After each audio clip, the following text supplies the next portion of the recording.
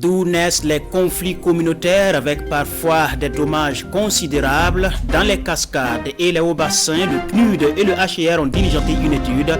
Les résultats de cette étude dans un instant. Et puis, il faut libérer les berges du fleuve Mouhoun, menacées par l'activité de l'orpaillage. Les gouverneurs de la boucle du Mouhoun et du centre-ouest se sont rendus sur les lieux et lancent ainsi des activités de sensibilisation. Mesdames, Messieurs, bonsoir et bienvenue au 19h. Les conflits dans les régions des hauts bassins et des cascades passés à la loupe pour en déceler leurs causes.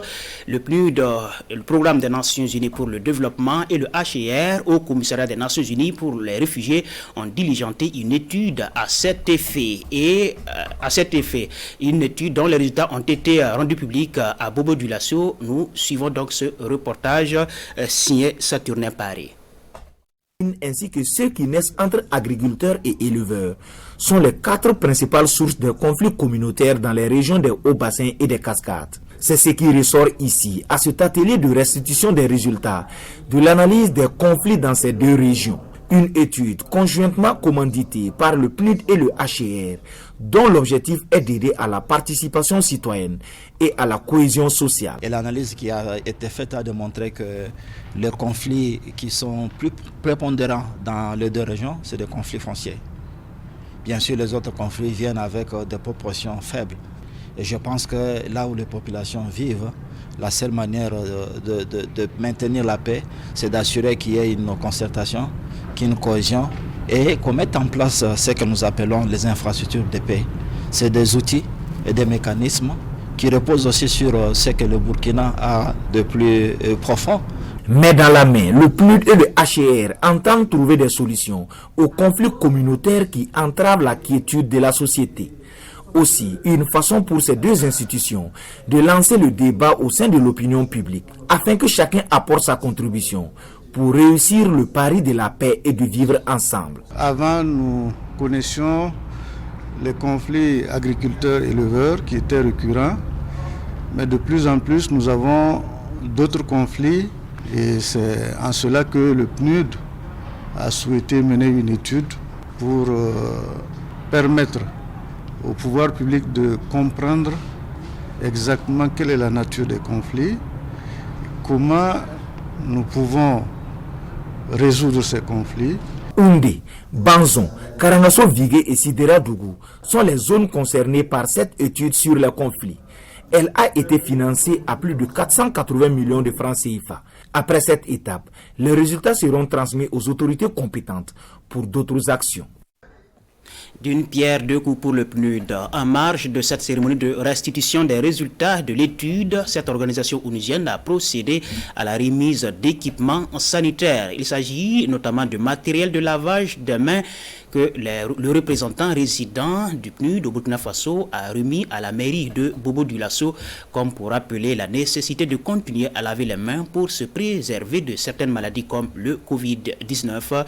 C'est le bourgmestre de Bobo qui a reçu le don et c'était en présence de nos reporters Kassoum Milogo et Ali Traoré. Commune de Bobo-Dioulasso. Le geste est du PNUD qui entend contribuer à lutter contre la maladie à coronavirus. Et la pandémie a des effets très néfastes.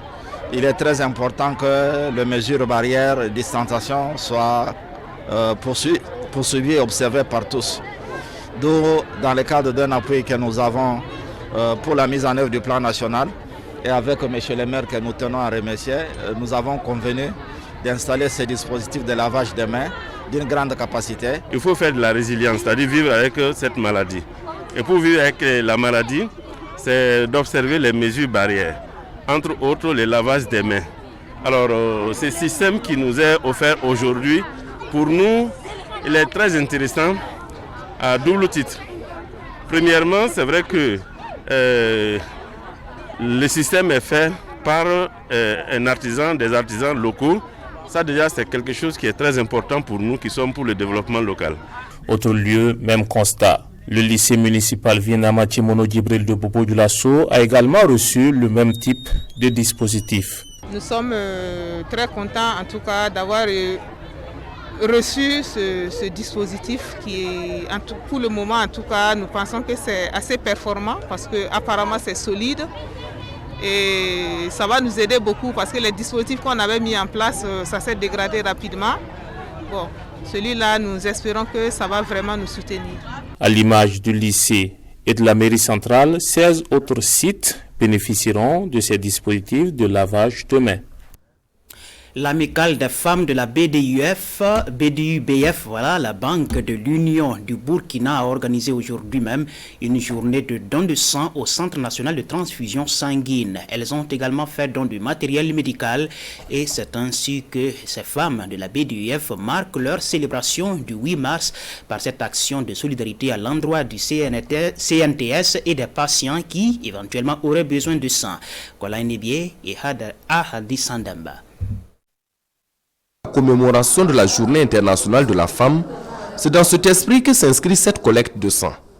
Initiée par l'amicale des femmes de la Banque de l'Union du Burkina Faso, cette collecte mobilise l'ensemble du personnel ainsi que des collaborateurs de la structure.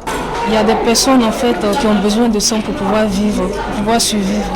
Donc je pense qu'il est très important de donner notre sang pour pouvoir sauver la vie de certaines personnes qui sont en danger. Les femmes ont plus besoin de ça. Quand nous sommes enceintes, pour nos enfants et pour les époux, donc on voit que donner le sang, c'est sauver une vie. Donc c'est dans cette ordre d'idée et que nous avons trouvé utile de faire le don de sang. Pour la réussite de l'action, le premier responsable de la banque donne l'exemple ici en offrant 0,25 litres de son sang. En tant que premier responsable, donc ça me fait plaisir de donner en premier mon sang. Et ça rentre également en tant que responsable d'entreprise dans le cadre de la responsabilité sociale de l'entreprise.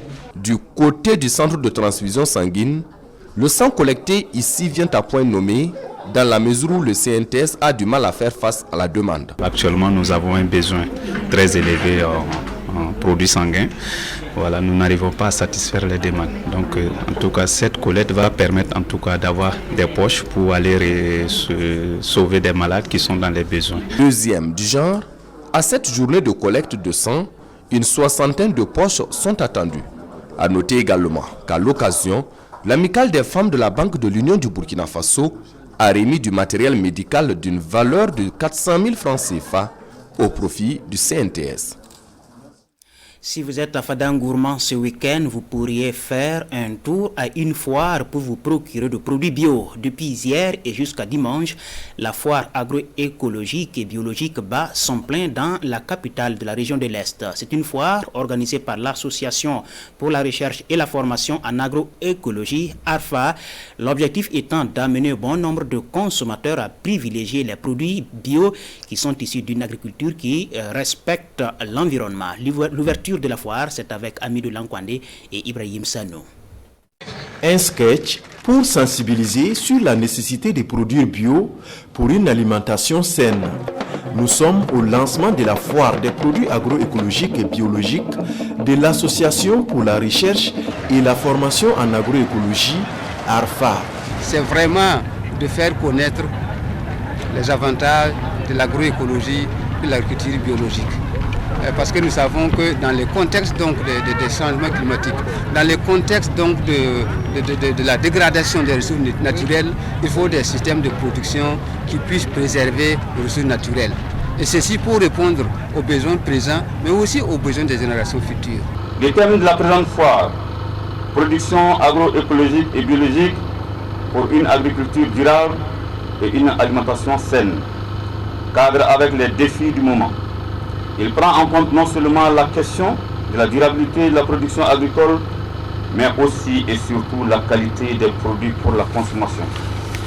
Des produits forestiers non ligneux, des produits maraîchers, de la volaille, du compost, tous bio, sans oublier les moyens de production. Il y en a plein la vue à cette foire. Ce qui est là, c'est écologique et puis biologique. Voilà, on a la pomme de terre et puis les oignons qui sont produits au niveau de Niesga. Voilà, on a les tanzélos et puis les papayes qui sont produits au niveau de Basega. 19 associations de producteurs et de transformateurs des produits agroécologiques sont distinguées à travers la remise des matériels. Le financement est assuré par Wealth Anger Ilf. Alors qu'on s'achemine vers le 8 mars, nous continuons à nous intéresser à ces femmes qui se distinguent d'une manière ou d'une autre. Et ce soir, nous allons en milieu rural pour parler de la vie socio-économique de la femme à l'image de Blandine Yen. Pour être à l'abri du besoin, cette habitante de Guéguéré dans la province de Yoba se bat dans diverses activités comme la transformation des produits forestiers non lieux, la restauration et même l'élevage. Issa Kazabré et Romial Patrice Toé l'ont suivi pour nous. Yen est leader d'association et femme au foyer à Guéguéré, une commune rurale de la province du Yoba, où les pesanteurs socio-culturels plombent toujours l'épanouissement de la femme. Ici même, en pays d'Agara, l'homme ne donne pas l'argent de condiment à une femme. Une fois vous battez ensemble, vous mettez dans le grenier, il a accompli sa mission. C'est à toi de savoir comment faire pour écraser la farine, payer les condiments, nourrir les enfants et le monsieur. En réalité, c'est la vraie souffrance. La femme en milieu rural souffre vraiment, énormément. Une vraie souffrance qui pousse la femme rurale à se battre pour sortir la tête de l'eau. En campagne ici, tant que la femme ne se lance pas dans ses différentes activités, elle ne peut pas répondre en tout cas à ses propres besoins, n'en parlons pas de la famille. Il y a même un monsieur qui a dit que quand une femme fait la monnaie de 5 000 là, qu'il a envie de frapper la femme. Parce que la femme n'a même pas droit à toucher un billet de 5 000 francs. Il y a une qui n'a pas pu en tout cas se retenir. Elle a dit que des femmes cassent des billets de 10 000 maintenant. Que ce n'est pas avant que présentement la femme se débrouille mieux. L'élevage, les petits commerces, la transformation des produits forestiers non lieux sont entre autres activités menées par la femme rurale pour subvenir à ses besoins. Madame Yen évolue d'ailleurs dans ces différents domaines depuis quelques années. Personnellement, je suis dans les produits forestiers non lignés. En particulier, ce que vous voyez, il y a l'élevage, l'embouche porcine. Et j'ai une buvette en même temps restaurant.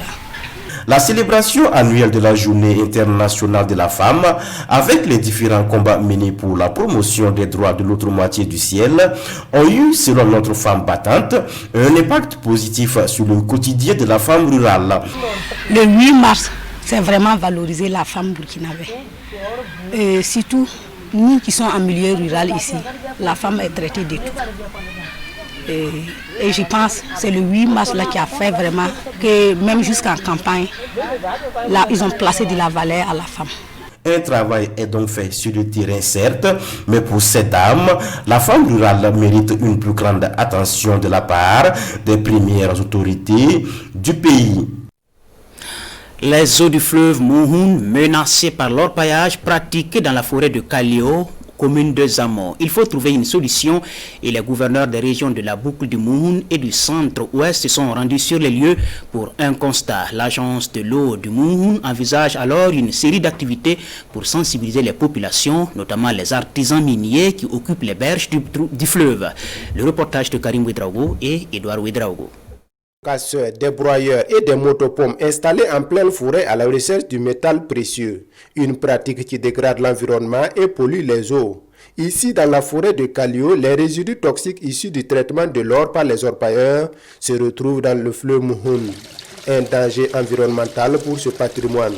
D'où cette sortie de l'agence de l'eau avec les gouverneurs des régions du centre-ouest et de la boucle du Mouhoun. L'envasement, c'est quoi? C'est le comblement du cours d'eau que vous voyez. Tous ces rejets liés à l'orpaillage vont naturellement combler le cours d'eau, qu'on partage d'ailleurs avec d'autres pays. Et naturellement, c'est les relations également internationales qui vont prendre un coup. Pour éviter cela, les autorités administratives des deux régions concernées descendent sur le terrain afin de constater les dégâts de l'orpaillage sur la qualité de l'eau du Mouhoun et interpeller les occupants des lieux. C'est un problème de santé publique qui est ici posé, auquel il va falloir trouver le plus tôt possible des solutions. Sinon, j'avoue qu'un effort a été fait ces dernières années pour combattre le phénomène. Bon, malheureusement, il persiste. Cela veut dire qu'il va falloir envisager, en tout cas, d'autres solutions. Si vous avez vu que l'ensemble des acteurs, si tous les acteurs sont ici présents, je crois que c'est pour faire en sorte d'enrayer ce phénomène qui risque non seulement de décimer la population et de décimer également donc cette forêt qui est totalement colonisée.